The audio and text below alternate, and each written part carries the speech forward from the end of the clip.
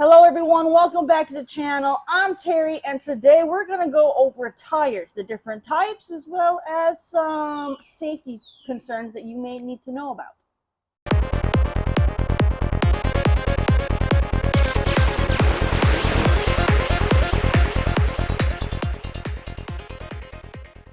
Alright, so when it comes time for you to have to make the decision on whether or not you need to get in, one or four new tires for your vehicle, you're going to have to decide first off, why are you getting tires? Are you getting a tire because one of your tires is punctured or you have some uneven tread wear and you need to replace it?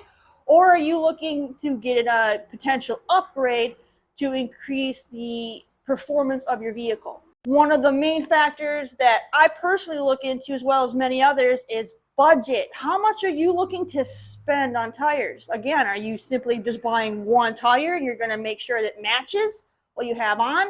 Or are you looking to buy a full set of 4 tires? Do you want to go more for an economy tire? Or are you going to go for really super high performance, something for like the track, because you're going to have, or something more in the middle. So kind of factor in what you're kind of looking for, kind of start, contemplating what you want so you can start finding something within that range that's going to work best for you. All right, everyone, I went ahead and I bought myself a set of 4 new tires. And now, first things first, before I go over what tires I chose, let me first show you the type of tires that I currently have on my Z3 and go over why I want to switch them out. When looking at tires, one of the most common misperceptions that I feel people make is they think that the end-all be-all when it comes down to tire health is going to be your tread. Now, if you were to look at my tires, you would see that I still have pretty good deep tread on here. Now, if I actually grabbed a coin, I could show you how deep this is, but I have about 90%, 85, 90% of my tread still on this tire. But even because I have such good tread, I'm still going to change my tires out. And now some of you are probably scratching your head. For those of you who don't already know, you're probably like, why? Your tires are like practically new. No, they're not. Now, if you have any kind of tires that have been made after like the 90s, there's going to be a date on your tire. And this is because there's a 6-year rule. The type of compounds that are used to produce passenger car tires, they're going to degrade over time, and the compounds are going to get soft, and it becomes increasingly more dangerous to operate your vehicle with tires that are exceeding 6 years of age. So if you actually look at your tires, you will find a date on them, and mine are actually on the bottom, so I got to kind of flip the camera here. But you'll see right here is the date 0116. Now, the first 2 digits are going to be the week that these tires were manufactured in, and the last 2 are going to be the year. So these tires were manufactured the first week of 2016. The first week could then mean January. So January of 2016. That means these tires are now 7 years old. So that is why I am changing these tires. I have exceeded the 6-year rule. Now, not everyone takes the 6-year rule seriously, but this is a very small car, and safety is a huge concern when it comes to driving a small car. I don't want to deal with getting in any kind of collisions because they could literally kill me. I'm in a very small vehicle, and if I was to run into an issue where my tire blew out and I got hit by an SUV, that's pretty much death. So I'm not taking that chance. Now you'll see that I actually have some pretty high, these are ultra performance tires. We got the Michelin brand here. These are the Pilot Sport AS3 Pluses, fantastic tires. A lot of Z3 enthusiasts really like the Pilot Sport 4s, which are another really high tier performance tire. Fantastic tires. But I'm going to actually be switching to something else. Let me show you. All right, if you take a look at the back of the Yukon, you'll see I have a set of 4 brand new tires, and I'm actually switching over to the Riken Raptor ZRAS tires, and these are the exact same size as the Michelins that are currently on the Z3 So this is the 225 by 50 ZR16s. That's actually the OEM spec tire size for the Z3. Now, you're probably wondering, why would you go from a Michelin Pilot Sport tire to something like a Riken? Well, first off, Riken is actually owned by Michelin, so I'm still going to be getting a Michelin tire in a sense. I'm just not paying the Michelin tax of having the actual name on the sidewall. These are still fantastic performance tires, just like my Pilot Sports, and they are a fraction of the price of the Pilot Sports. These are just as good, but I'm saving myself at least $200 to $300 for a set of 4 tires because I'm going with the Raptor instead of the Pilot Sport. I also really enjoy the tread pattern that these Raptors have. They just look really nice compared to, you can't see them very well, but if you were to compare them to the tread pattern of the Pilot Sports, you know, they're pretty basic, you know, regular standard looking like passenger tires. So I also wanted to go for a more sportier look. So I'm still getting that way. These are going to give me that. Now, there's going to be different types of tires out there, and a lot of people aren't familiar with the differences in tires. You might know the difference between an off-road tire and a non-off-road tire because that's more obvious, but let's go into more detail the different types of tires. All right, there are 16 different types of tires on the market. I'm not going to go into detail of all of them because it's a video in itself, but the different type of tire out there will be determined based on the road conditions that they can go on from the weather, the type of terrain that they can perform on, whether or not they're going to be used for competition, if they're for trucks, SUVs, sedans, things of that nature, as well as looking at handling, road comfort, stability, and things of that nature. Next, we're going to go over tread wear. Underinflation is when you have fast shoulder wear due to having too little air in your tires. Overinflation is when you have too much air in your tire, which will then create fast wear in the center. If your wheels have a misalignment, you will be able to tell because the wear of the tread on your tire will be faster on one side. The tread wear rating for the Riken Raptors is a 300, whereas the Pilot Sport 4s from Michelin are a 540.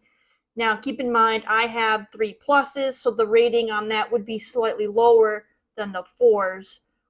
Tires also have a thing called speed ratings, and let me go ahead and show you what that is. The speed rating or speed index of your tire can be located within the side wall of the tire right after your rim size, and this is the maximum speed that your tires can withstand heat before they begin to start underperforming and becoming unsafe. So you want to make sure that you never drive your car faster than what the speed rating is, because it's going to lead to damage to the tire as well as it could potentially lead to a collision. The Michelin Pilot Sports have a Y rating, whereas my new Riken Raptors have a W rating. Now, W shows that it has a speed rating of 168 miles per hour, which is more than enough that I'm going to ever need. I do not go on the track. I'm not going to exceed the legal limit on a freeway. So this is more than I would ever use. So I know I will be within safe limits of my vehicle. And the W rating is also for a sports car or a coupe, you know, your smaller vehicle, which is exactly what I have with my Z3, as well as the Y rating. That one you can exceed the speed of my Riken Raptors and go up to 186 miles per hour. Again, way more than I would ever need to use. So you can keep this in mind as well. If you know you're not going to go that fast, you can save a little bit of money and get a tire that has a lower speed rating if you want, because you know you get what you're going to need. All tires are going to come with different sizes. If you look at the sidewall of your tire, you're going to see a bunch of numbers there, and those are going to tell you the width of the tire, the rim size, and so forth. Now, when you're looking at the sizes on your tire, you're going to have an OEM spec sizing that is recommended based on what the manufacturer suggests you use on your vehicle. And you can usually find that inside your driver door. There'll be a label in there telling you the recommended tire sizes.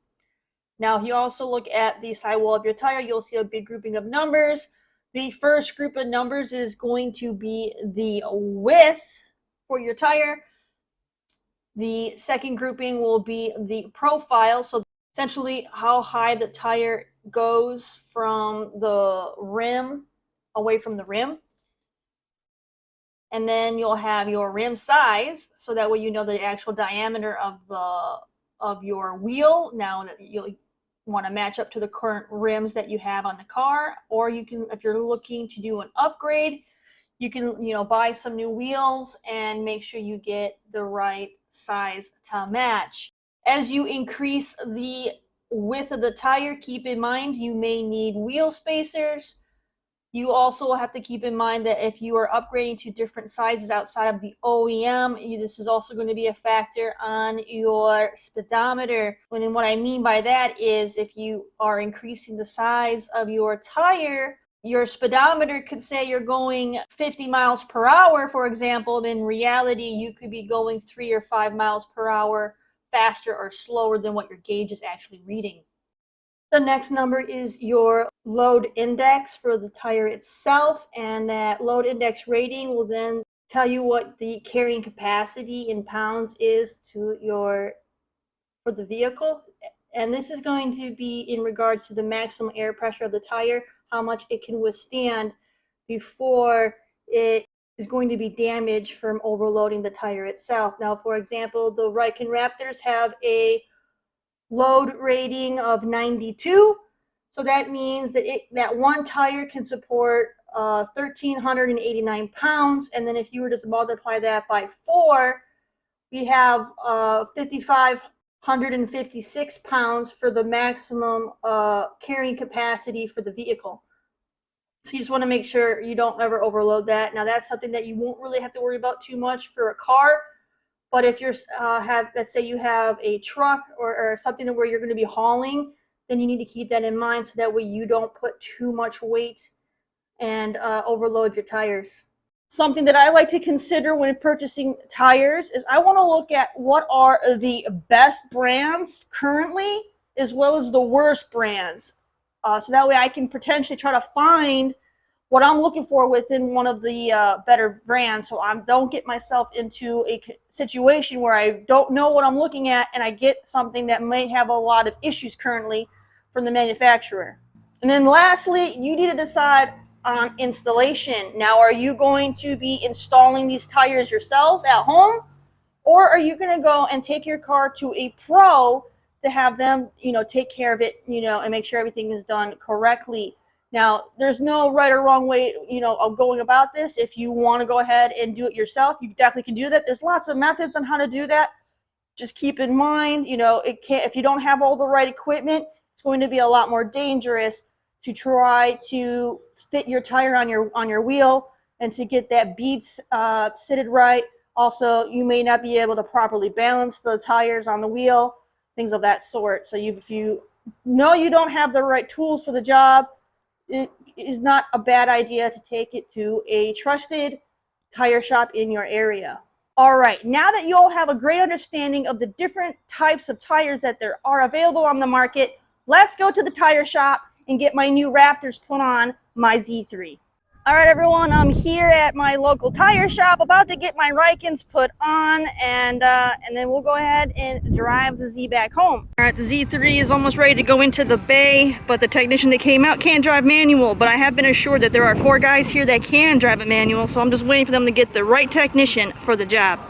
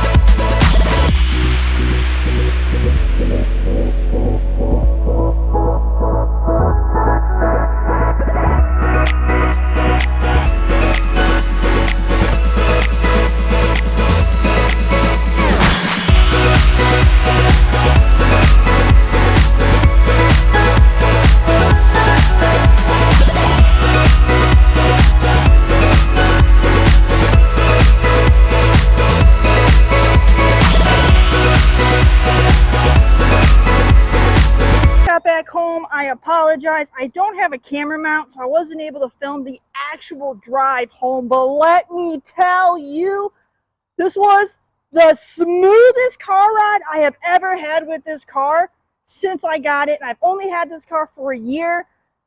Dude, I can't even tell you.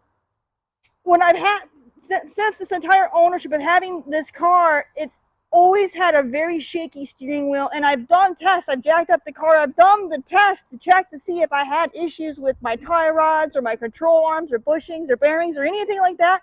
And I didn't notice anything wrong with stuff. So I was, concerned as to what the issue could be, because I had already gone out and had my tires rebalanced last year. And let me tell you, the shakiness was reduced when I rebalanced the tires, but the shakiness was always there, and I was unsure what it could be. I had speculated that maybe because my tires are old and I don't know how long the car sat from the previous owner, that maybe there were some soft spots, like flat spots from the car sitting, and that was creating the shakiness. And I think that's what it was, because let me tell you, when I drove this car home just now, no shakiness in the wheel whatsoever. It was so freaking smooth. It felt like a brand new car. Let me tell you, I had a smile on my face. I haven't really smiled driving this car. I've always heard stories from other Z3 owners about the absolute joy they get from driving their Z3 and the smiles that they get and how much fun it is. And I've always just had to, go off the word that was the case, because that wasn't my case, because the entire time I've owned this car, I've never wanted to really drive it above 45, because the wheel would shake so much. And I, was always just like, I'm going to drive it once a week, just so that way, I don't have to run into any issues with it sitting. But I didn't really want to, push the car because of the shakiness. And like I said, I had done all the tests to see if it was a tie rod or a wheel bearing issue, and I didn't see any of that. So now that I got these new tires on and it was so smooth, I legitimately, I had smiles on my face. I actually wanted to go faster. Oh my gosh, like I was not scared, to go on roads where the speed limit exceeds 45. Like something that, it changes a person when you have a car and you like your car, but you're not gonna, you have to gear your lifestyle to stick into roads within a certain speed limit, because you don't want to go any faster because you're worried about your safety. Those days are gone, everybody. I'm so happy. I really wish I had a camera mount inside the car, so I could have shown you how happy, it's a night and day experience. These are fantastic tires. The drive was so smooth. And I mean, it was quiet. I didn't hear any wheel noise. It was just normal wind noise that you would hear driving a convertible at the top down. It was just absolutely night and day. I'm so thrilled. Like this, it's like I got a whole new car right now. It's just blows my mind. I'm so thrilled. So thank you guys so much for checking out the video. I hope you learned some things about the different types of tires and about tread wear and everything about tires, so you can go ahead and make the best decision you can on what tires you want to get.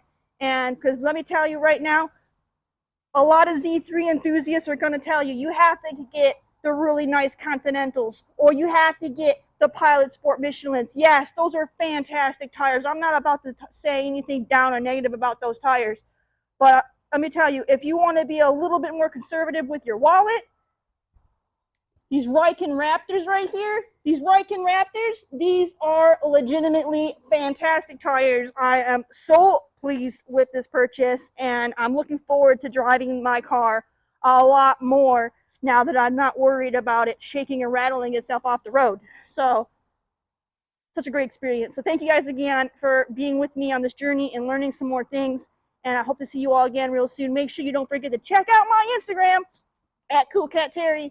And until next time, bye.